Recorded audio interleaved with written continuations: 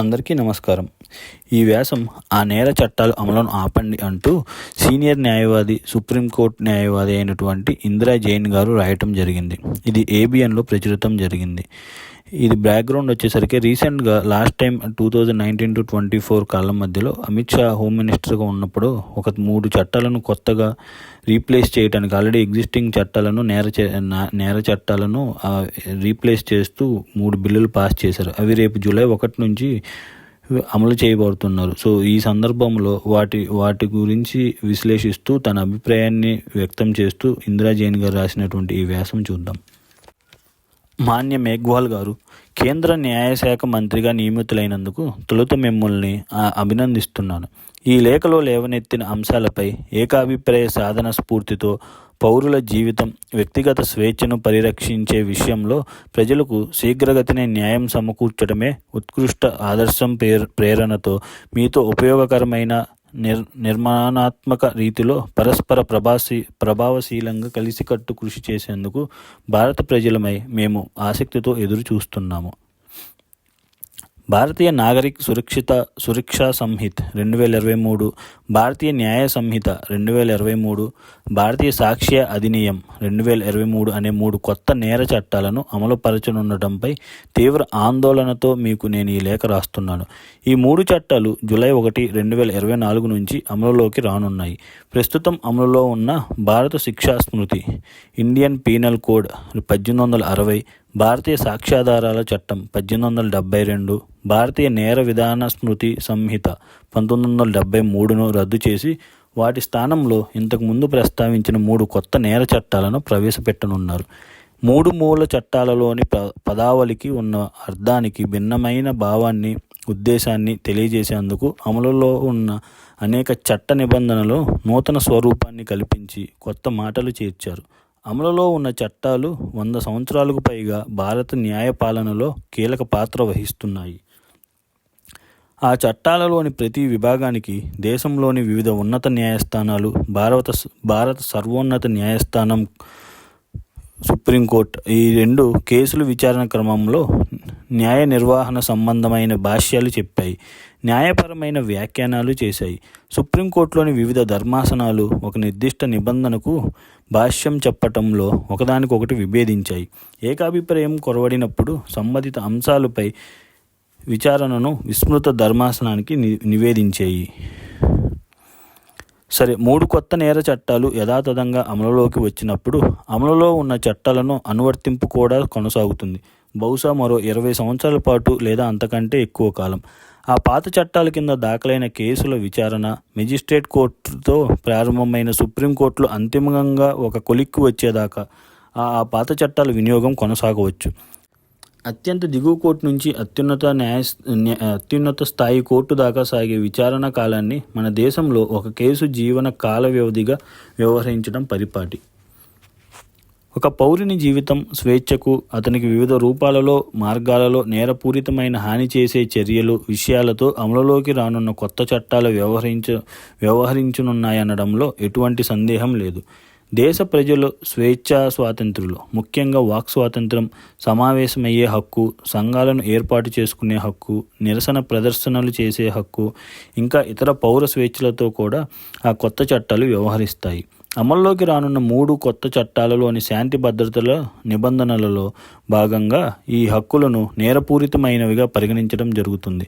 వాస్తవానికి మనం చాలా కాలం వరకు 2 సమాంతర నేర విచారణ విధానాలను కలిగి ఉంటామనడంలో సందేహం లేదు. ఇప్పటికే పని భారంతో సతమతమవుతున్న న్యాయ వ్యవస్థపై ఈ కొత్త చట్టాలు తప్పక మోపే అదనపు భారాన్ని సమగ్రంగా పరిగణలోకి తీసుకున్నట్టు కనిపించడం లేదు. వివిధ న్యాయస్థానాలలో లక్షలాది కేసులు అపరిష్కృతంగా ఉన్నట్టు నేషనల్ జ్యుడిషియల్ గ్రిడ్ గణాంకాలు విశదం చేస్తున్నాయి. కొత్త చట్టాలతో పెండింగ్ కేసులు అంతకంతకు పెరిగిపోతాయే కానీ తగ్గిపోయే ప్రసక్తే లేదు. ఉదాహరణకు, ఒక కేసులో అంతిమ విచారణ జరిగే సుప్రీంకోర్టులోని పెండింగ్ కేసుల వివరాలను చూద్దాం. పెండింగ్లో ఉన్న మొత్తం సివిల్ కేసులు 65,224 కాగా వీటిలో 1 సంవత్సరం కాలంగా పెండింగ్లో ఉన్నవి 20,130. పెండింగ్లో ఉన్న క్రిమినల్ కేసులు 17,800 కాగా 1 ఏడాదిగా పెండింగ్లో ఉన్నవి 7,829. మొత్తంగా పెండింగ్ కేసులు 83,068 కాగా 1 సంవత్సరం కాలంగా ఉన్న కేసులు 27,959. దేశవ్యాప్తంగా అన్ని న్యాయస్థానాలలోనూ పెండింగ్లో ఉన్న క్రిమినల్ కేసుల సంఖ్య శీఘ్రతని పెరుగుతుందని నేషనల్ జ్యుడిషియల్ డేటా గ్రిడ్ గణాంకాలు స్పష్టం చేస్తున్నాయి. మరి కొత్త నేర చట్టాల ప్రభావం అపరిష్కృతంగా ఉన్న కేసులపై ఎలా ఉంటుందన్న విషయంపై ప్రభుత్వం ఏమైనా అధ్యయనం నిర్వహించిందో లేదో నాకు తెలియదు. ఒకవేళ ఏదైనా అధ్యయనం నిర్వహించి ఉన్నట్లయితే దాని వివరాలు ఏవి ప్రజలకు అందుబాటులో లేవు. దయచేసి ఆ వివరాలను నాకు అందుబాటులో ఉంచాలని అభ్యర్థిస్తున్నాను. కొత్త నేర చట్టాలను పూర్వానువర్తం చేసి న్యాయాన్ని సత్వరమే సమకూర్చేందుకు వీలుగా న్యాయ వ్యవస్థలో సదుపాయాలు స్థాయిని మెరుగుపరచడం కానీ మెజిస్ట్రేట్ కోర్ట్, సెషన్స్ కోర్ట్, హైకోర్టులకే కాకుండా సుప్రీంకోర్టుకు సైతం తగిన విధంగా శిక్షణ ఇచ్చేందుకు ఎటువంటి ప్రయత్నాలు నాకు తెలిసినంతవరకు అయితే జరగలేదు. సైద్ధాంతిక నేర న్యాయ చట్టాలను పూర్వానువర్తనం చేయలేమని, అయితే ప్రొసీజర్లను ఒక పెండింగ్ కేసును అనువర్తింపచేయనున్న విషయం న్యాయవాదులుగా మాకు తెలుసు. ప్రతి ఒక్క పెండింగ్ కేసు విషయంలోనూ ఏ చట్టాన్ని ఒక ప్రత్యేక కేసులో అనువర్తింపజేయాలనే ప్రశ్న తలెత్తుతుంది. అసలు ఇప్పటికే 3 కొత్త నేర చట్టాలలోని పలు నిబంధనలు రాజ్యాంగబద్ధతపై ప్రజలు అనేక సంశయాలను వ్యక్తం చేస్తున్నారు. ఈ విషయమై నేను ఎటువంటి వ్యాఖ్యలు చేయదలుచుకోలేదు, ఎందుకంటే అవి సర్వోన్నత న్యాయస్థానం నిర్ణయించాల్సిన ప్రశ్నలు. కొత్త నేర చట్టాల అమలుకు ఇవి సరైన పరిస్థితులేనా అనే ప్రశ్న తలెత్తినప్పుడు కావని నేను అభిప్రాయపడుతున్నాను. ఈ కారణంగానే సదరు కొత్త చట్టాల అమలును జాప్యం చేయాలని హృదయపూర్వకంగా కోరుతున్నాను. ఆ కొత్త చట్టాలను అమలుపరచడం గురించి, న్యాయాన్ని అందుబాటులో ఉంచడంలో వాటి అమలు నేర్పే ప్రభావంపై అన్ని స్థాయిలోని న్యాయమూర్తులు, న్యాయవాదులు, దర్యాప్తు సంస్థలు, రాష్ట్ర ప్రభుత్వాలు, కేంద్ర ప్రభుత్వం, మరీ ముఖ్యంగా దేశ పౌరులు సమగ్రంగా చర్చించేందుకు ఒక అవకాశం కల్పించాలి. ఆ చర్చలు నిర్ధారించిన కొత్త చట్టాల మంచి చెడులను ఆ శాసనాల అమలులో తప్పక పరిగణలోకి తీసుకోవాలి.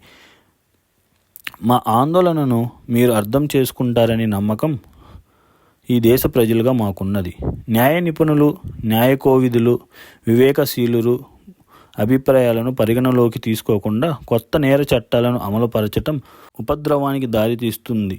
జూలై 1న భారత న్యాయపాలనకు ఎటువంటి విపత్తు దాపరించకుండా నివారించేందుకే వెంటనే మీరు ఈ సముచిత నిర్ణయం తీసుకోగలరనే నిండు నమ్మకంతో ఈ లేఖను నేను ముగిస్తున్నాను. ఇట్లు ఇందిరా జైసింగ్, సుప్రీంకోర్టు న్యాయవాది. చూసాం కదండి విశ్లేషణ. ఇది లాస్ట్ టైం అమిత్ షా గారు హోంమంత్రిగా ఉన్నప్పుడు 3 బిల్లులను ప్రవేశపెట్టారు. ఆల్రెడీ ఉన్నటువంటి ఇండియన్ పీనల్ కోడ్ వల్ల చాలామంది తప్పు చేసి తప్పించుకుంటున్నారని, దానిని సైతం వదలకుండా ఎవరైతే తప్పు చేశారో వాళ్ళు ఖచ్చితంగా బాధ్యుల్ని చేయాలని, ఎవరు తప్పించుకోకుండా చూడాలని, అందరికీ శిక్ష పడాలని ఉద్దేశంతో మేము ఈ బిల్లులు ప్రవేశపెడుతున్నామనేసి, ఇది డబ్బు ఉన్న వాళ్ళకి ఒక రకంగా, డబ్బు లేని వాళ్ళకి ఒక రకంగా పనిచేస్తుందంటూ ఈ కొత్త చట్టాలు మాత్రం అందరికీ ఒకే న్యాయం కలిగిస్తుందన్న నమ్మకంతో ఇవి ప్రవేశపెడుతున్నామన్నట్లు బిల్లు పాస్ చేశారు. ఇవి రేపు జూలై 1 నుంచి అమల్లోకి రానున్నవి.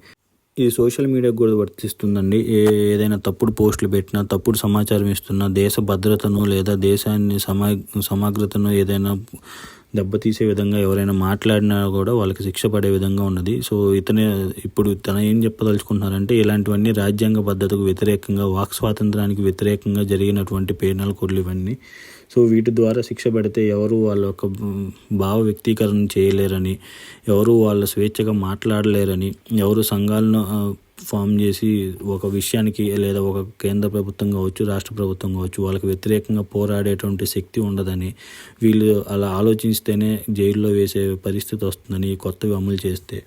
సో ఇలాంటివన్నీ కొన్ని ఇంపార్టెంట్ పాయింట్స్ రైజ్ చేసి ఇవి ఖచ్చితంగా జాప్యం చేయాలని అందరితో డిస్కస్ చేశాక, ఇంక్లూడింగ్ హైకోర్టు కావచ్చు, సివిల్ కోర్ట్ కావచ్చు, ఇంక్లూడింగ్ పీపుల్ ఆఫ్ ఇండియాని కూడా ఇంక్లూడ్ చేసి అందరితో చర్చించాక వాళ్ళ అభిప్రాయాలను తీసుకొని మాత్రమే ఇలాంటి పెద్ద నిర్ణయాలు తీసుకోవాలని, ఆల్రెడీ 100 సంవత్సరాల నుంచి ఉన్నటువంటి కోడ్ను జస్ట్ అలా తీసేసి కొత్తవి పెట్టకూడదనేసి ఇవి అందరి అభిప్రాయాలు సేకరించాక ఇలాంటి స్టెప్స్ తీసుకోవాలంటూ తన అభిప్రాయాన్ని వ్యక్తం చేశారు.